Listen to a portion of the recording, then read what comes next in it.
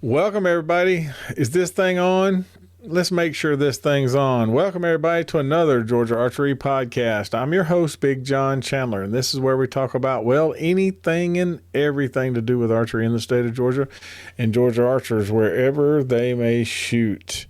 And, if you're listening, I have a guest host again tonight. He's coming back, jumping in and getting it going. Byron, let's see, the Arrow Guru.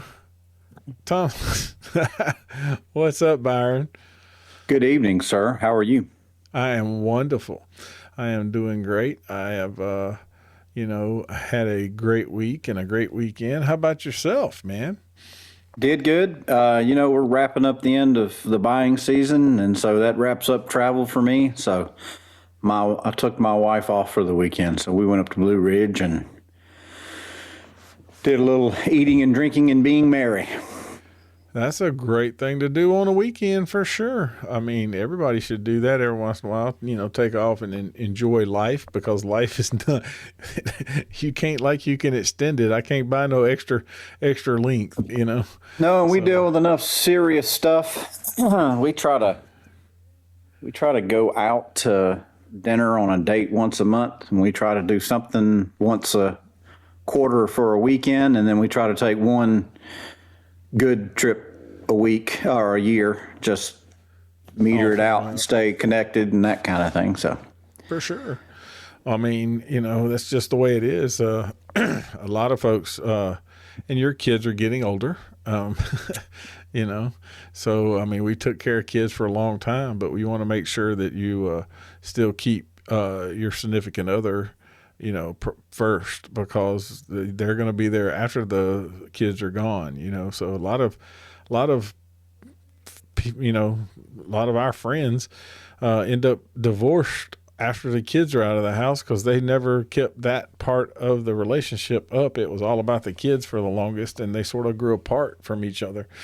So, I mean, I think it's a great thing. Ain't nothing wrong with that at all. Got to keep your marriage safe. You got to keep it secure. We celebrated our 30th wedding anniversary this year in January, so we're doing something okay. We still like each other's company, so that's good news. Well, yeah, that's a good thing. I'll be at 26 years in middle of the year this year. So trying to keep things right myself. So anyway, doesn't happen that much anymore. No, we live in an instant society, right? So everybody wants to instantly do everything.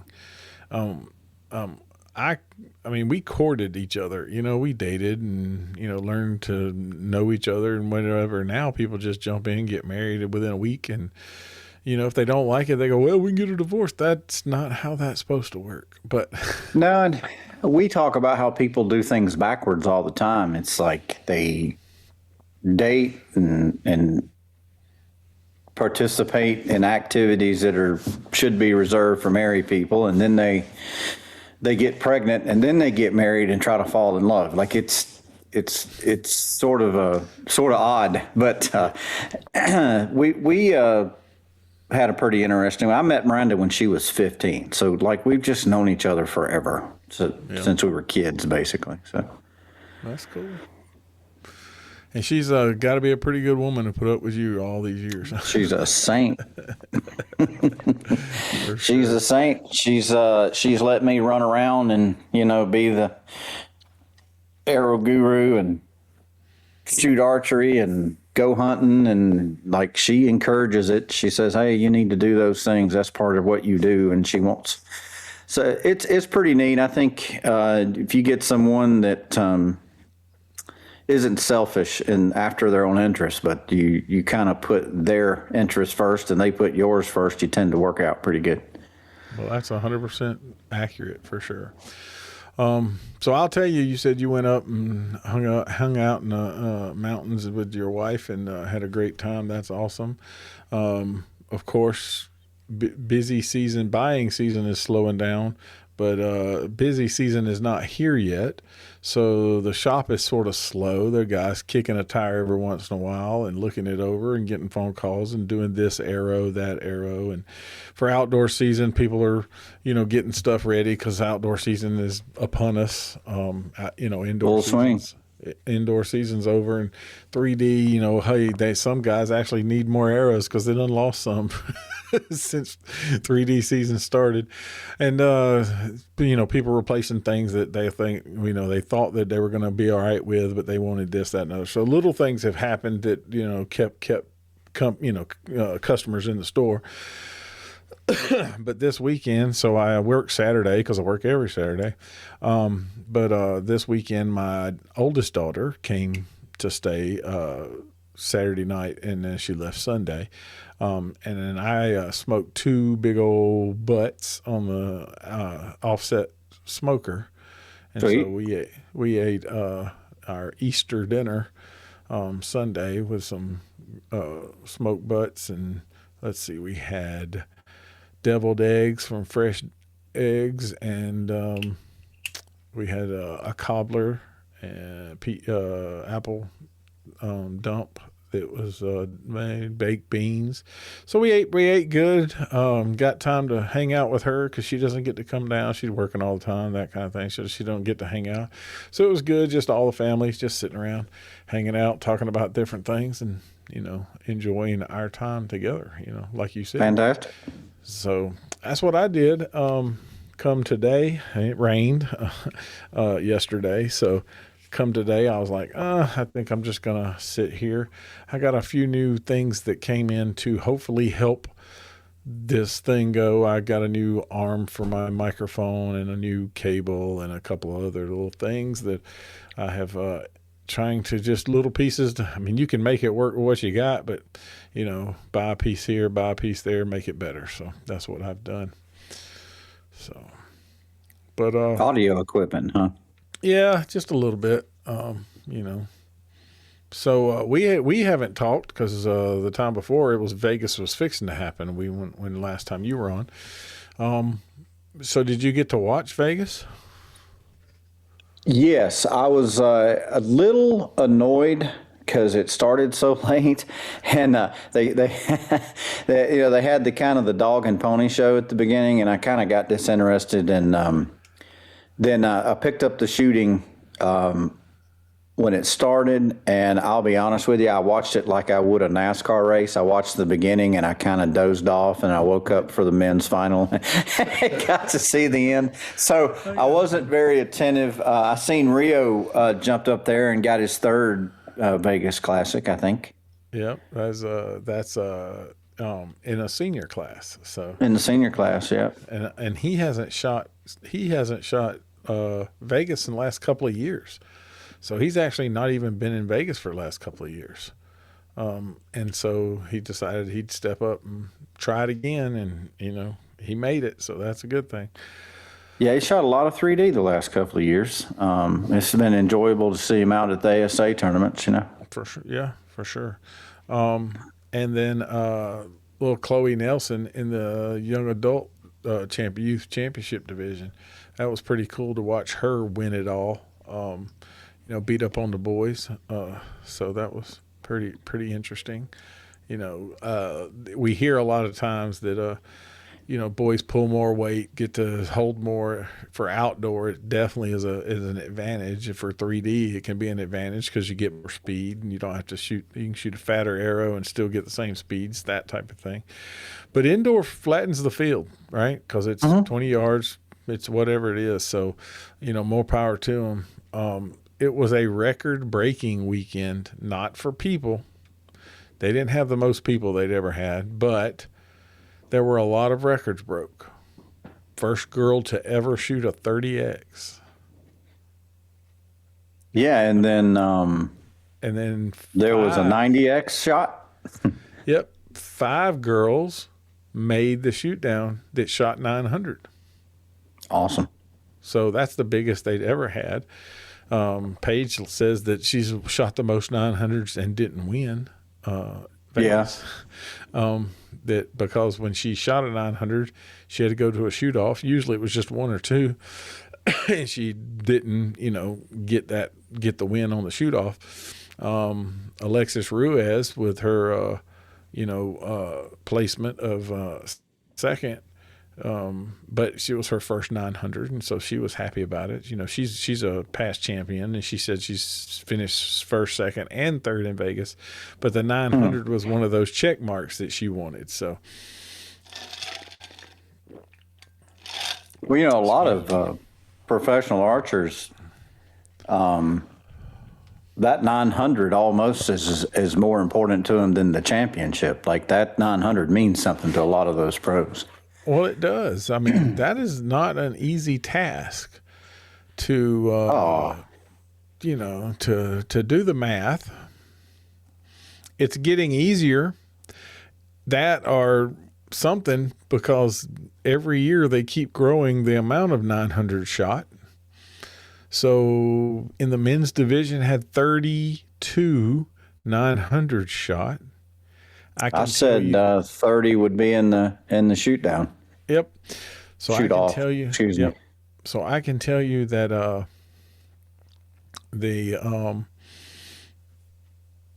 just lost it. 10 years prior, when the Lucky Dog made it and won, I was there at the 50th version, and there were 5 guys who were shooting. 4 had shot 900 and 1 Lucky Dog. So in the 10 years, archers are getting better. I have a philosophy on some of it. Well, let's hear your philosophy. It doesn't hurt to talk about it at all. I don't think it's revolutionary, and a lot of people thought this way, but it's been pretty obvious that, for the bulk of my archery career, there was one way taught to shoot professionally, and that was pure back tension, right? Surprise release, blah, blah, blah, blah, blah. But with some of the pros coming up and being just the punchers, I don't like to call them punchers. It's too controlled to be a puncher. Yeah, but they're command shooters. And I think you've seen a whole lot of people kind of realize that they can find the way that they shoot the best, and they don't have to follow this program that every coach in America was kind of like one way to do it, right? Yeah. And I think you've opened the door to a lot of archers that feel like they can figure out their shot. And you and I have talked about that a little bit, that you can take all the coaching and all that in the world and it helps, but it's a certain point, it's your process, and you have got to figure out what you're going to do the best, most consistently. Most consistent, for sure. Well, it is a lot of command shooters that are standing on that, of those 32 guys. And, to watch the difference. I mean, several of them are multi-time Vegas champs at that, so it's not like they couldn't, it doesn't work, because there's the proof that it can work. So it's not. And I think as soon as someone does it, yep, then a lot of people do it. Oh, for sure. It's kind of like the girl archers. I mean, as soon as archers started hitting the 900s, girls were not told, they weren't this attitude that they weren't as good. And I've always thought, man, their scores in indoor should be the same, and then yep. I think Paige had a lot to do with that. She come out and was like, I can shoot with anybody. And she brought a lot of girls along with her. She had a wave of momentum. And I think once she proved that it could be done consistently, a lot of these young girls didn't have that doubt that it could be done. They just come up working towards that goal, and it just opens the floodgates, For sure. I will say equipment has come a long way. I mean, yes, we can't get much faster, right? I mean, we can, but it's not fun to shoot. But string material, I believe that all the bows today are more efficient. I mean, I talked to some engineers that they were looking for they wanted 68%, 70% efficiency out of a bow, and they thought that was about the best you'll ever get. And most of these are 85 to 95% efficient in bows today. That efficiency turns into, easier to shoot. Yeah, we hadn't picked up much performance. I forget where I read it, but it was just kind of a little blurb, and it was talking about if you took the basic specs of all the flagship hunting bows 10 years ago and you averaged them, Yep. the average axle was 32 inches, the average brace height was 6.5, and the average speed was 340. And if you did the same thing today, you would have about the same numbers. So we haven't picked up any performance numbers, but I think we've made the equipment way more shootable. I think longer risers, shorter limbs. I think that's probably the biggest movement forward in bow technology that we've had as far as just making it a better product. Yeah, for sure. And like I said, with the string material today, I mean, you remember those that we had those stretch-a-lots. You would have to put your bow in time at least once a week if you shot it on a regular basis. And I have a bow that I haven't touched in 19 months, I guess it is total. If I touched it, it was because I was doing something to it, not because it was out of time. Yeah, good string nowadays, by the time you get through your tuning and sighting in process, they're where they're going to be. I mean, unless you get a dud, and that's possible with any string maker, but the equipment is just, I remember the old D75 rubber band strings we used to shoot, man, even D50, you just stretch and stretch and stretch some more, sort of like the draw link says, it would stop at 20, but you keep pulling and you get it to 30 if you really wanted to. Okay. Go to Metropolis and everything would be weird. For sure. Oh, me. Speaking of Vegas and I had you said, pick your favorites. There were 14 people that filled out the poll to pick their favorites. So that was pretty cool that 14 people went in there and did that. And for the number one archer, the top pick for the number one archer was Bodie Turner. Hard to pick against him. And then when he come off with that 90X, I was like, pretty good pick. So in the second pick for everybody, there was a tie for Bodie Turner and Kyle Douglas. So if the guys who didn't pick it in their first pick, it's 14 people, four people picked Bodie in the first column. In the second column, they were 3 people who picked them for tie. So Bodie's name, I go all the way down this list. He is in the top 4 of everybody. In other words, everybody else had picked him in at least 1 through 4. Yeah, makes sense. Yeah. So and Kyle was just the hottest archer on the planet. He's carrying a hot hand. So in third place, he was the top pick. In the third place spot. In the fourth place spot, there was not one. Mike Schlesinger was the top pick. So in the fourth place spot. In the fifth place spot, it was very random. So. And there were some people in that spot that hadn't showed up yet, like that Colton Green, which he's been that young kid has been doing his things as long as he's got his Milo's tea. He was doing good. Matthias Fullerton has been throughout the list, back and forth and different stuff, but Louis Price's name shows up in here. Nick Capers shows up in that one. In the sixth spot, right, is got Nicholas Gerard, Stefan Hansen, Matthias. They're all tied for first would be the first spot in number 6. So gotcha. Essentially, it's funny how that rating goes real fast. As you go down. How many rounds? Like you was talking about.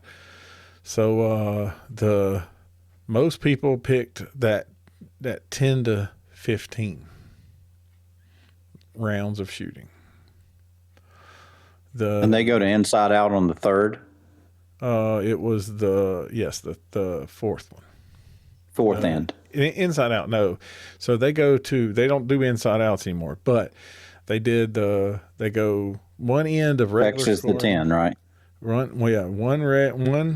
regular scoring, X is the 10 for 3 rounds, and then they went to the new target, which would have been the inside out before. So. Gotcha.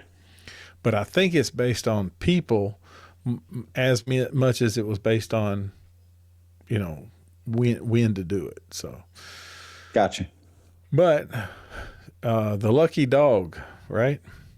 So of course, Matthias Fullerton dropped one early, right? So guys who fill this out later had already had that in mind, so they put him as the top to be the lucky dog. Probably nobody, and his name is not on this list. The lucky dog was not picked. The guy who did win from India. You can't take the boys from India out, but you definitely could do it. I will say that it says the next question was, who will be the female winner? So Ella Gibson was right up there, and Paige, so they tied for first place in the responses. Figured Tanya would be leader in the clubhouse on that one. No, it was Ella and Paige were the two that were on that list. So, and then I go down here at the end. It says who will win the whole thing. Well, Kyle, Maddie, and Bodie Turner were the top 3. They all had the 21.4 votes. So there was 3 votes apiece for each one of them, which is really strange because,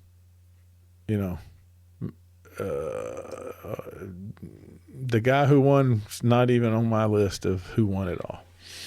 Bodie was on the list. Chris Perkins was on the list. Kyle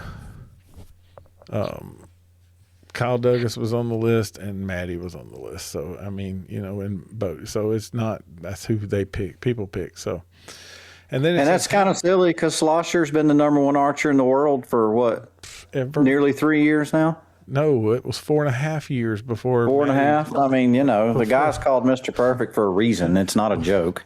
Before Maddie tied him, so they both sat at number 1 for a while. So, but how many will make the shoot off? So that's always that weird question with different responses. So, we had one said 8, another one said 15. Another one said 22, 23, 26, 27, 28, 29, 30, 31. 3 people said 34. Mm-hmm. And then one person said 40. Jesus. I said 30 on the last podcast, and you kind of scared me off of it. So I ended up putting 28.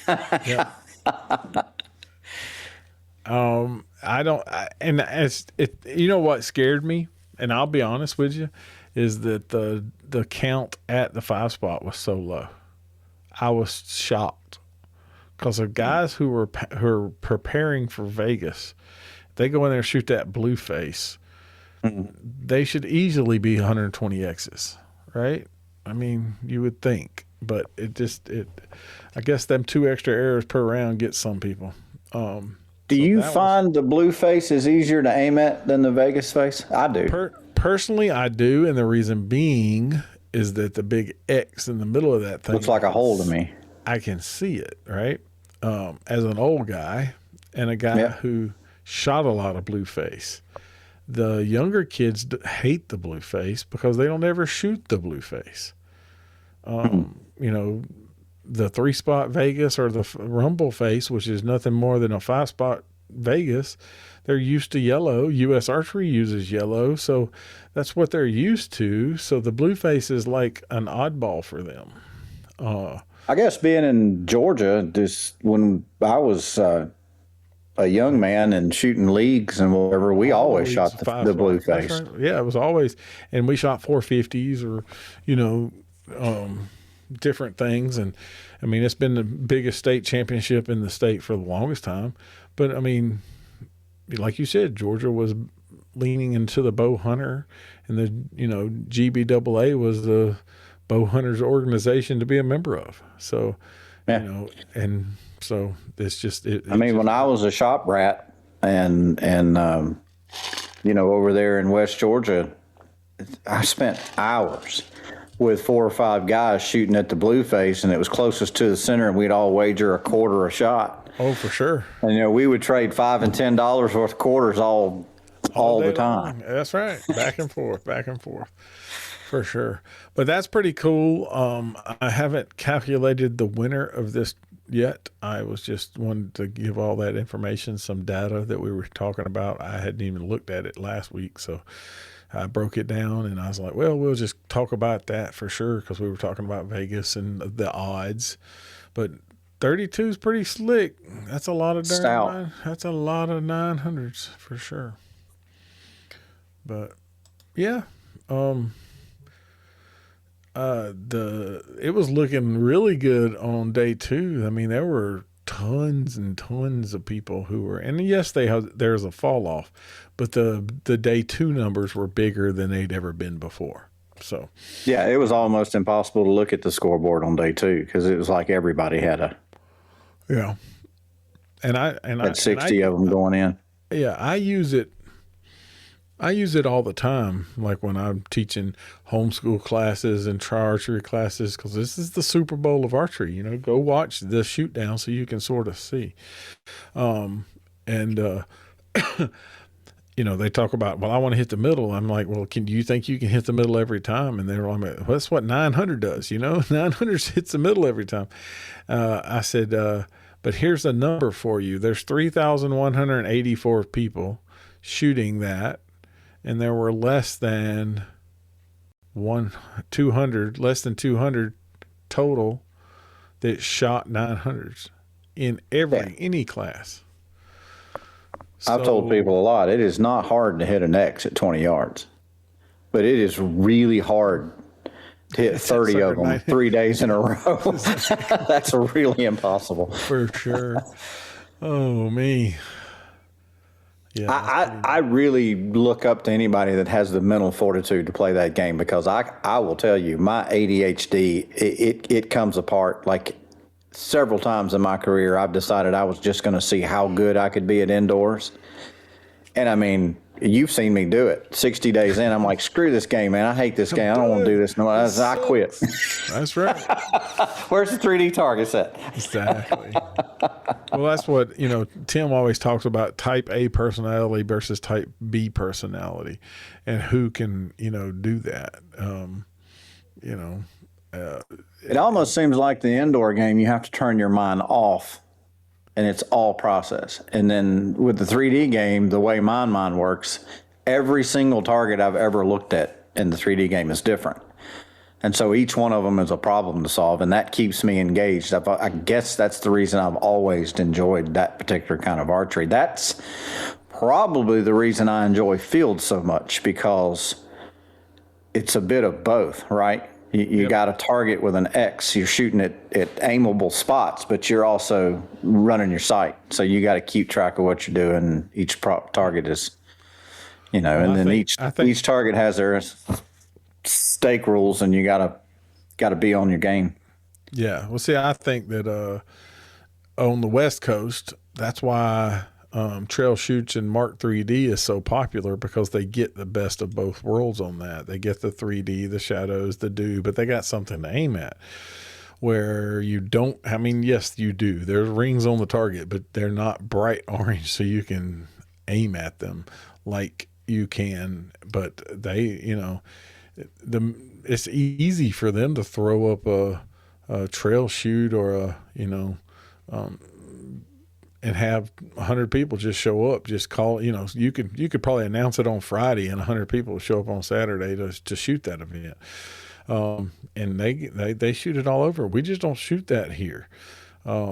We do have a safari round down in Savannah every year now, which is the same type of round, a marked, they used, I think half of the targets are 3D and the other half are paper, but it's still a marked,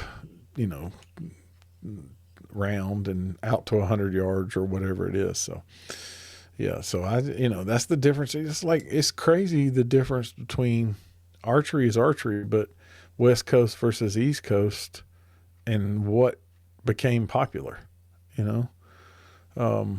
Yeah, Field it's is kind of just strange. dead. I've talked to so many clubs that had the capability of running field, and I think the field has been introduced improperly a lot of times because we're dominant 3D guys, and when they hear field, they just kind of think a target like a 50-meter round. I don't think they quite understand what you're doing, but you can't just stick a guy out with what is it, nearly 300 scoreable shots on a weekend.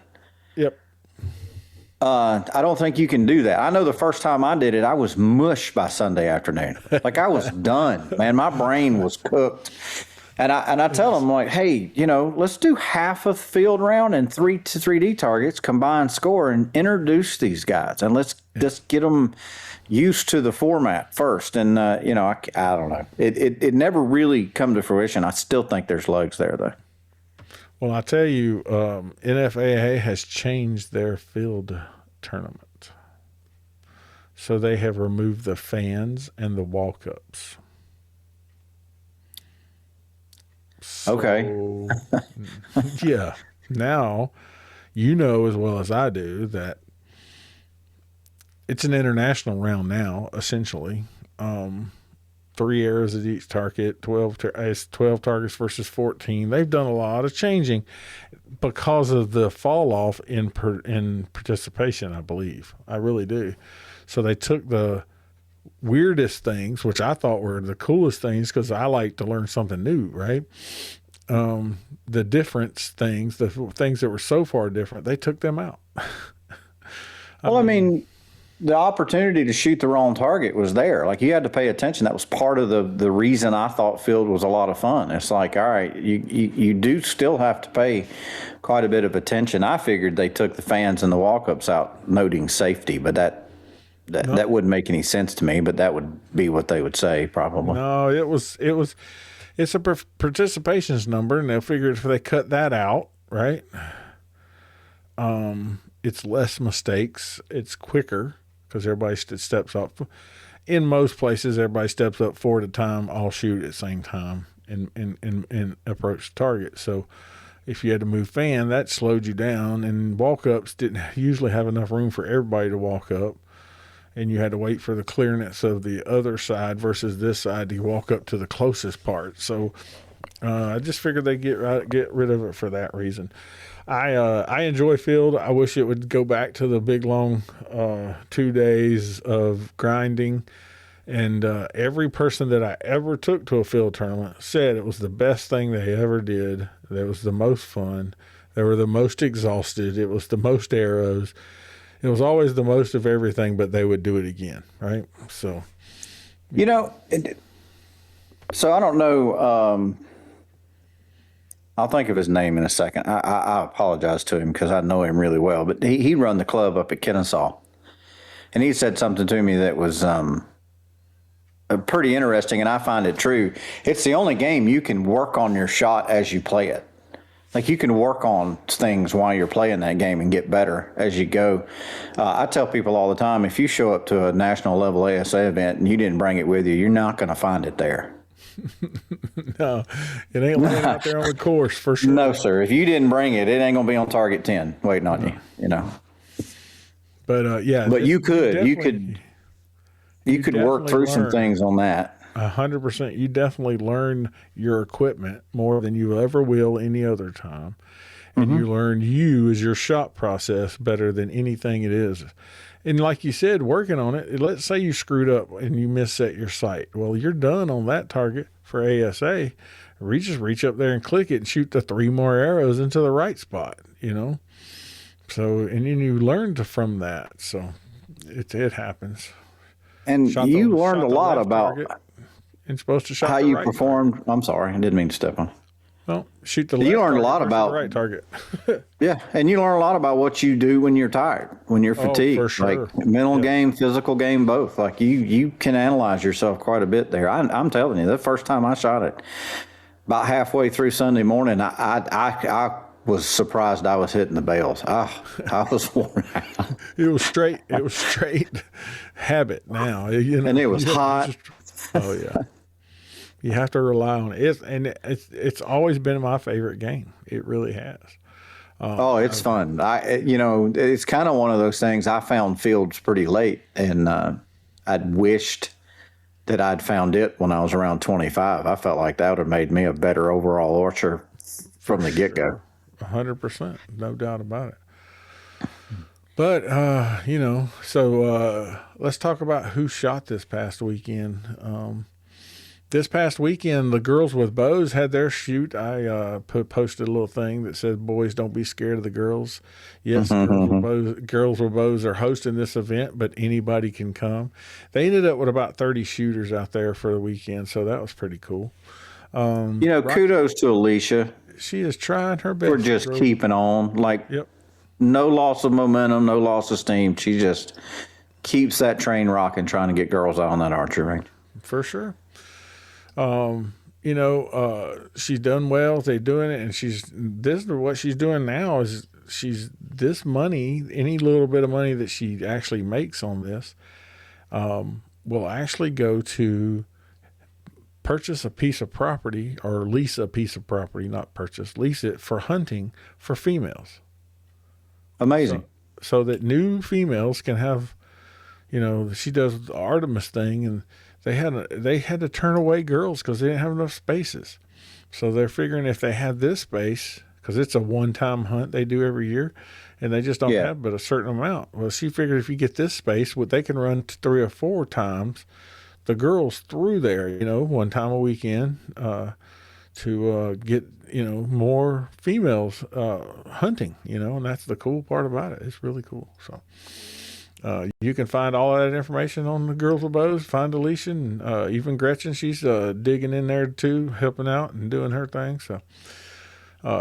So there was a ASA qualifier this weekend up at Rock Branch. They ended up with 48 shooters. That was a last minute ad. I will just, Rocky Branch had started late with his dates and stuff, so it was a last minute qualifier ad. So that was pretty cool that he got 48, to come out and shoot it. Darn, I have this and I didn't type it on my show notes. And you got the show notes, but I didn't type it. Hold on. It's one of those things. Hold on, let me find it. All right. How dare you be human, John? 46.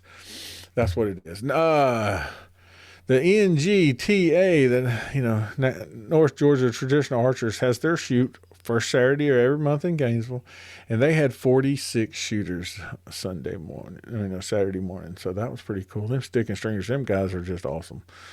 So kudos to them for doing their thing. Georgia Southern hosted the Light 'em Up 900 round. You remember those 900 rounds? We talked about it last time.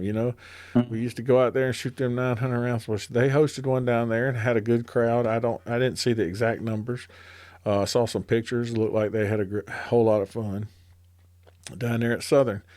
And people don't understand. It's not as easy to hit that big 122 target every time. It's a whole lot of yellow to aim at. It's not aiming you small. Can float. It's small. There's no doubt about it. It floats. Also on Saturday, S3DA had their first 3D Hepzibah Straight Shooters hosted it down there at the Big Creek facility in Louisville. And it was the East region. They had 48 shooters sign up for that event, so that was pretty cool. That was the kickoff of S3DA 3D sections. So they'll have another one coming, then another one, and we'll go to state. So I enjoy watching all those kids shoot bows. It's just fun to see that group grow up, from the youngest ones that to the oldest ones that are fixing to go and do bigger and better things. It's fun to watch. So, and then Sunday, well, it was Easter. So, Yeah, nothing going, everything closed.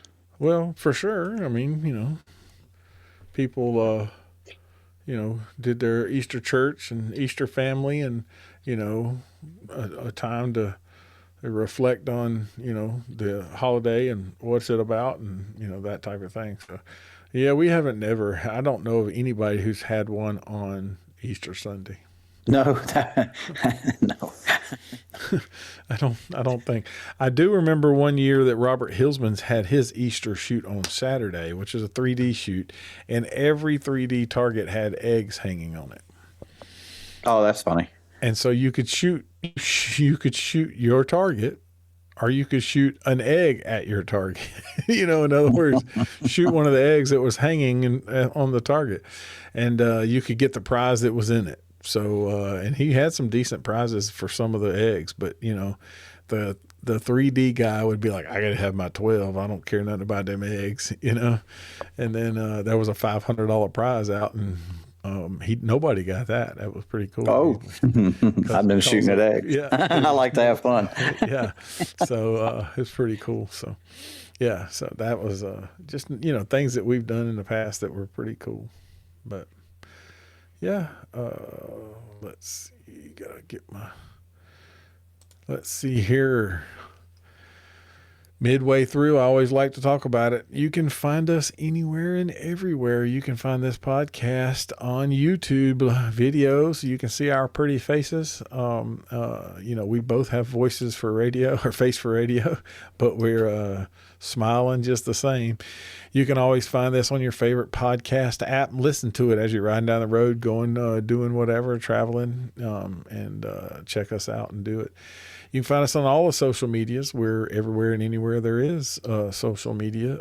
Please be sure to like, comment, subscribe, and share. I do have raffle tickets. They are live. It's ready. It's up, and go to the webpage, www.georgiaarchery.com. Chance to win a custom set of gas bowstrings that is mossy oak. It's a perfect color. It's a collaboration they did with Toxia, and it matches Bottomlands like nobody's business. So if you want a chance to win that, they're $20 a piece. Put in. We're going to give that out soon.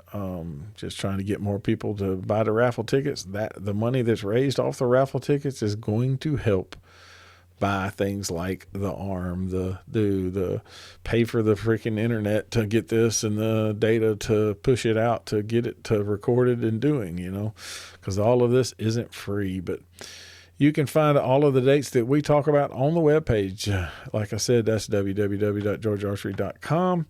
And there's a calendar. You can click it and check out all of them and get more information on each of the shoots that we do talk about.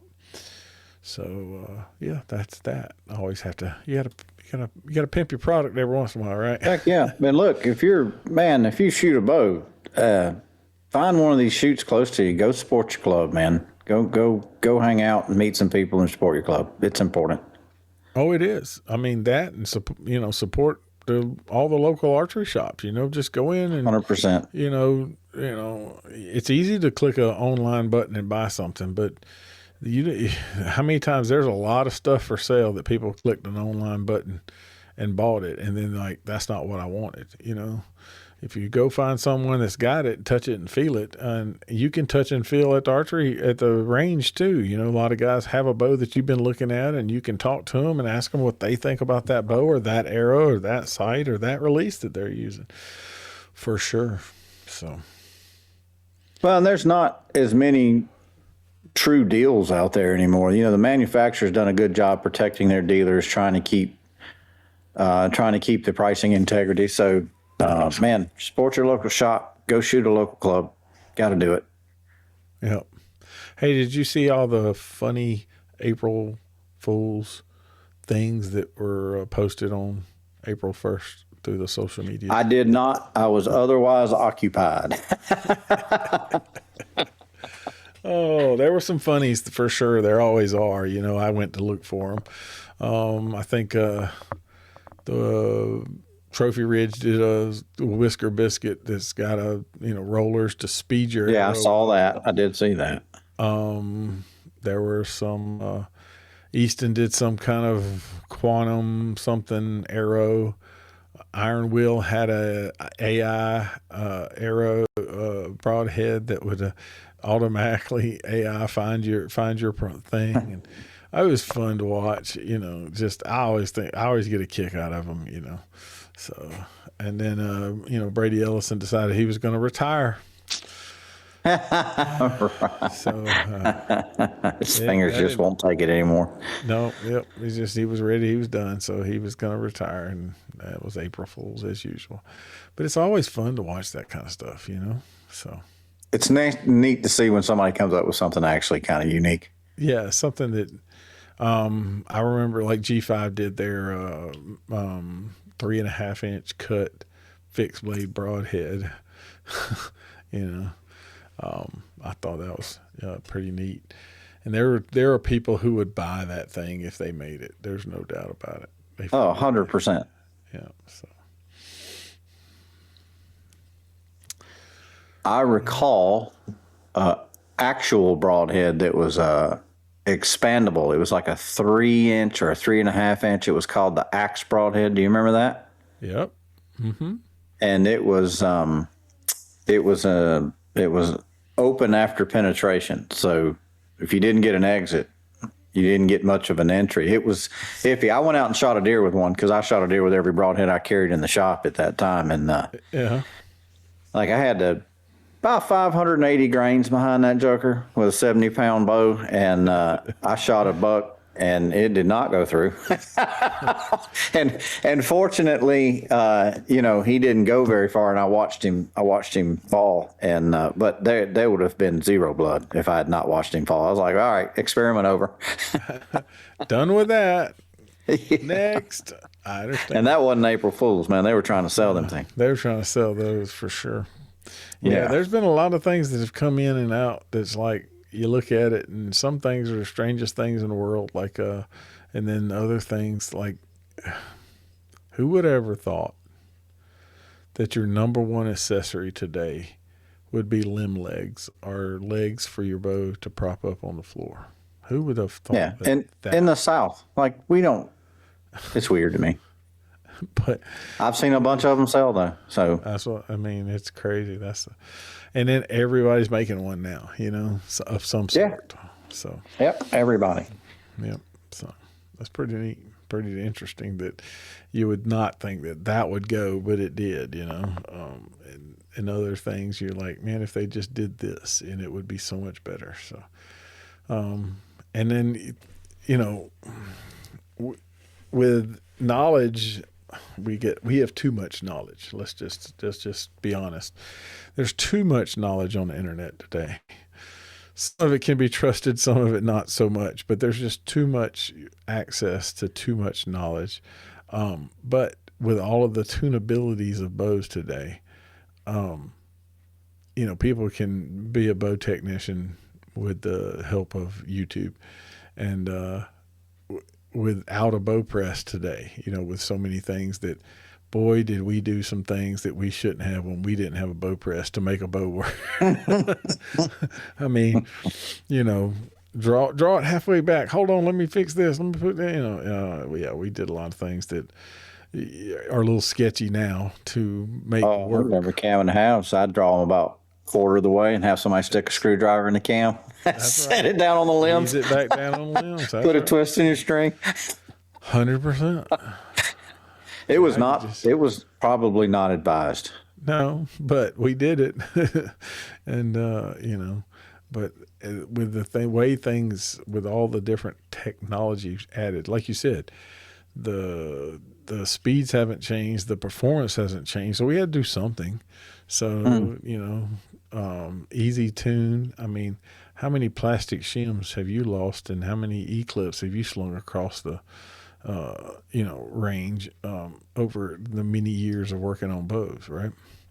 Yeah, we haven't had E-clips on our bows in years, and I still find them in the floor. From when I lost them way before. I've lost so many. Yeah, that's right. Those things launch and disappear. That's right. And so the funny thing is, today you don't have E-clips because most people have some kind of limb-driven system, cam driven system, something that it's all connected into one. That's right. The axles that are, keyed in. So, but, it's crazy, but they just, we tell everybody you don't know how lucky you got it till you got it, Well, it also has made some people have unearned confidence. For sure. I don't know very many people who've drawn back a bow and blowed it up as many times as archery shops have, and not doing the wrong thing, but just doing something, it's crazy. Probably shouldn't even say this. I had a dealer call me, and he blew up 2 bows. And I mean, come to find out, he was still using one of those old spring-loaded poundage scales. He didn't have a draw board. He didn't have a digital scale. And, he would break it all the way over. Yep. And then start to let it go. And he was just destroying bows, man. We were like, what are you doing, man? After like the 3rd one, we were like, what's going on? We need to ask some questions because this isn't normal. This is not normal. Yep. Yeah. Those old pull springs, if you rolled it, and the cams today are so thinned out and so done, they're the crash piece of the puzzle for sure. Most all archery companies make their cams the crash part, the collapse part, so they don't have to pay for it because limbs aren't cheap to make. Period.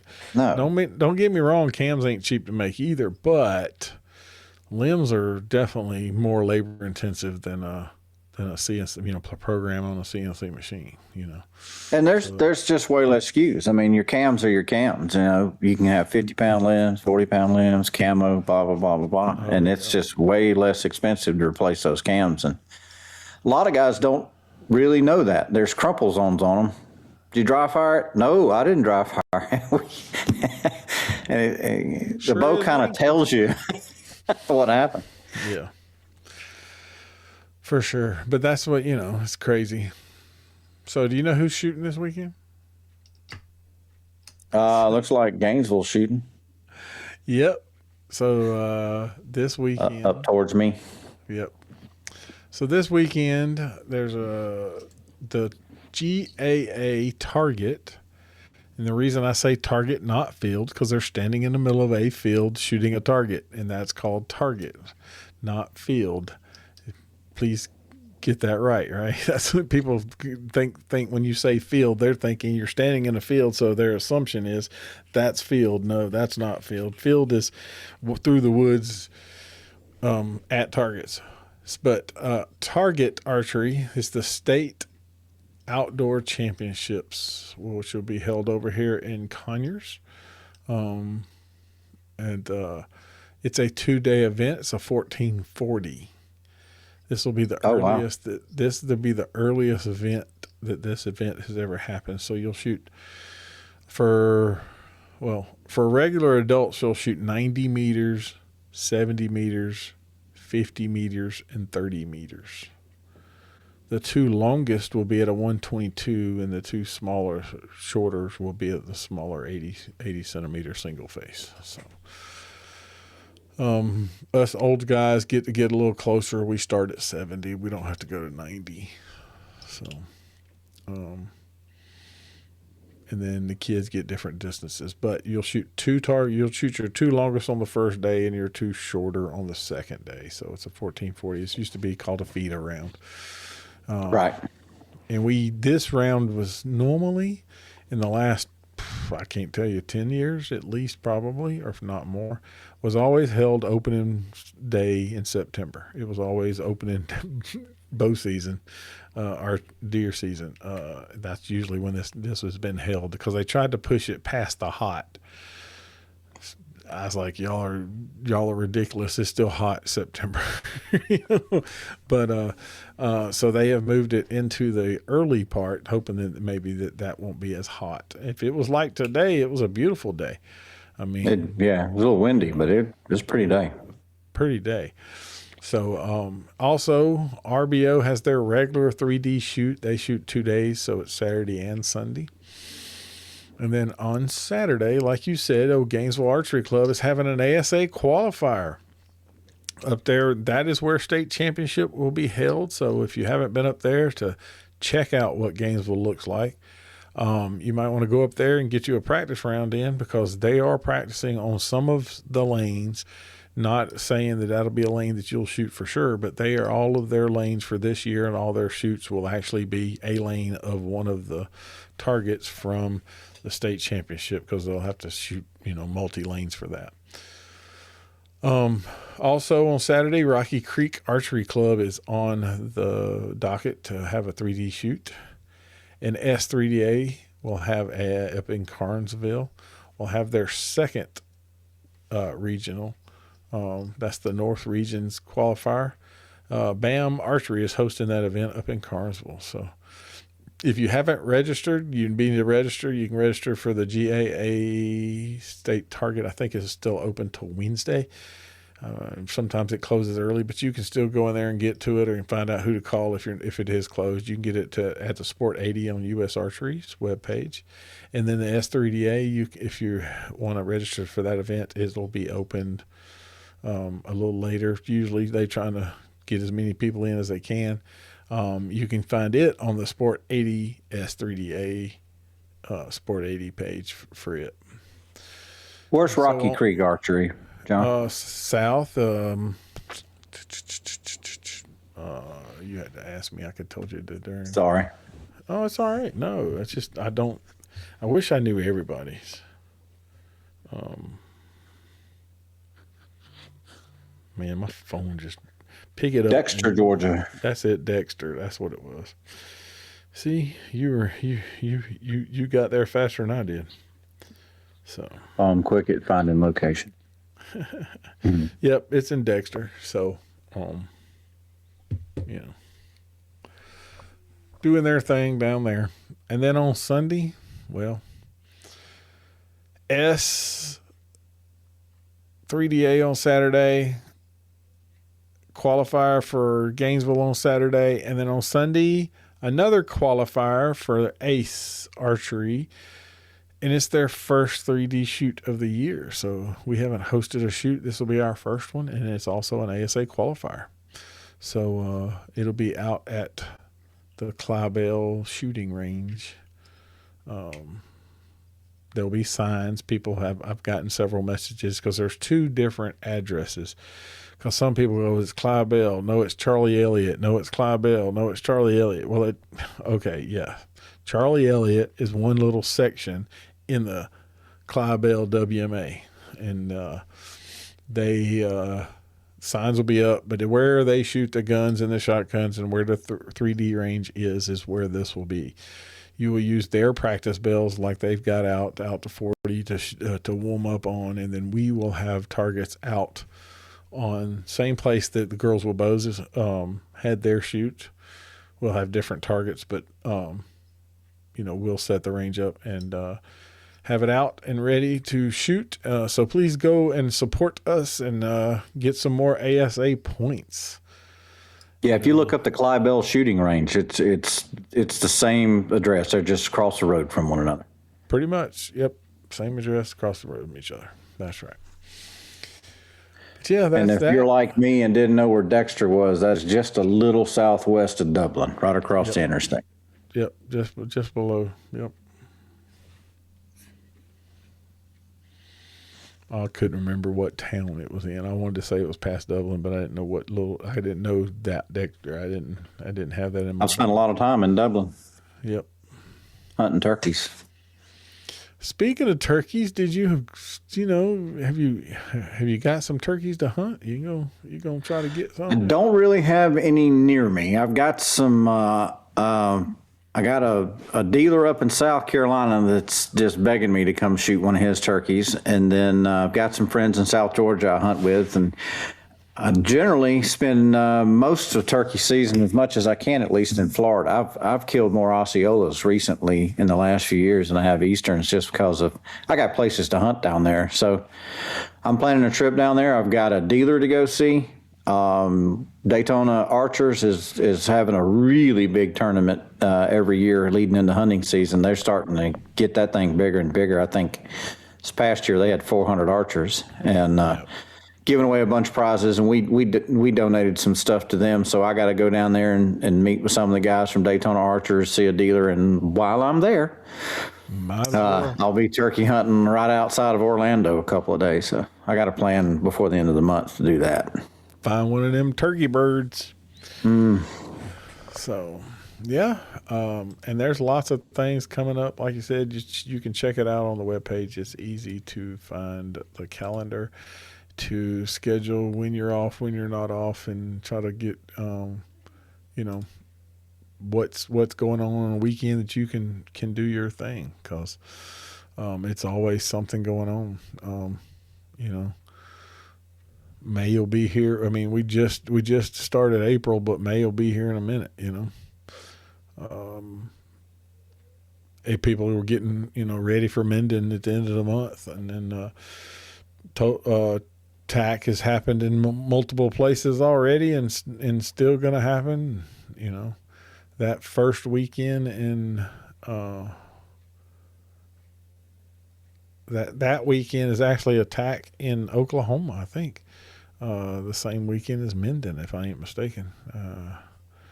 It's crazy. Speaking of TAC, we should congratulate a fellow Georgian, Billy White, is now the media specialist for TAC Archery. Specialist for TAC Archery. Yep, he's and anybody deserves it. Billy does. He's a great guy.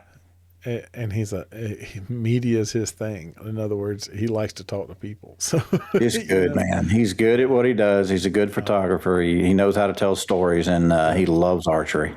Yeah, I like old Billy. Billy's a good guy. So, if you get to attack, try to find Billy and pat him on the back, man. Yep, tell him he's doing a great job.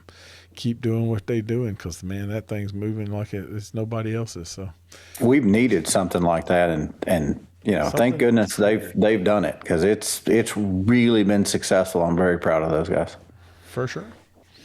Yep, doing a good job.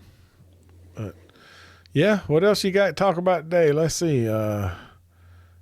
There's a countdown in my shops. I forgot what the date. How many days? It was 100, probably 150 days till deer season's back. Till deer season. The summer's coming in as fast as we can get it. If you hadn't registered for TAC, you're probably not going to get in. I got to get out and shoot one as a participant. I've been there as a vendor, but I get out there and shoot one. It's so much fun. I could spend a day on the practice range. Oh, for sure, because you got freaking all kinds of targets to shoot at all different distances. Yeah, everything on the practice range. Yeah, for sure. Yeah, TAC is definitely something. ASA, I did the first two.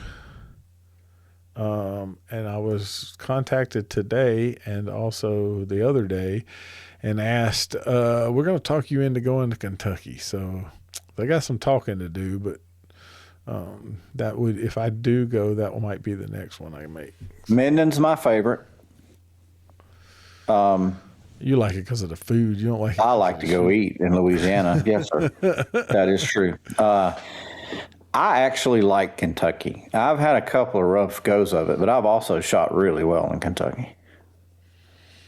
Well, Kentucky's one of those that if you ain't got, like you said, if you ain't got it together, you ain't ready to go. I mean, if you're not dialed on hills, right, Kentucky's going to kick your face in, and the lighting is just never good. Never right. Yep, 100%. So it's just never good. So, boy, that Brian sent me. I'm going to pimp Brian custom lenses a little bit. Just for Kentucky. It is a rose lens, and he swears that this will take a lot of glare. So if I get back to Kentucky, I'll be using Brian's new rose lens. So check him out. Rose lens. I hear you. Well, yeah. So I mean, but this will be the first time that we're back since the tornado that tore everything through the place last year. Yeah. go and support that local economy because it needs it, because they were devastated, pushed, it knocked a lot of stuff down right through there. So yeah, if you can get there, get there. If you can't, I'm not going to sit right here and say I'm going, but I did, I have thought about it because I have enjoyed myself for the first two, and I knew I couldn't make Minden, and so that gives me about a month to think on it and try to get it and see if that's what I want to do. So, but yeah, you need to get your bow out and come shoot 3D with me one time, at least locally. Yeah, I really, really need to. It's been super busy. And it's my archery suffering. And I'm pretty tired of it at this point. Well, I when I turned 50, I had decided that I was going to take more time to shoot a bow than I had in years past because I've been, pretty much coaching and working shop, that type of thing. And that was first priority, which it didn't change priority. I just dropped my priority down to 7th or 8th, and I just moved my priority back up. And so last year I did a couple. You're making time for it. Exactly. And this one, I'm not making excuses. I'm making time. That's right. So, there for the longest time, it was always an excuse. And it was easy to say, don't do this, but I ain't doing it no more. So, but yeah. Well, I'm just about in the same boat with you, John. I've been putting a lot of thought in it lately, and I said, I got in this industry because I loved it so much. And so it's about time for me to participate a little bit more than, I hear you. I think that's a good idea. Yeah, for sure. Well, I appreciate you hanging out with me again tonight. We'll do it again for sure. Yeah, 100%. We'll have something else to talk about, I guess. Oh, for sure. Well, we'll go through the thing, and as we get closer, we can talk about equipment and what does what for hunting, why, because we can play the heavy arrow game that you play versus the light game that other people play, and we can play back and forth on why and why not, right? Those are things that people like to talk about. So, sure. And here. So that's what we'll definitely do some of that. But look, teach them how to shoot a bow. It will last them a lifetime. Until next time, I'm Big John. Who's that? I'm Byron. We'll see you.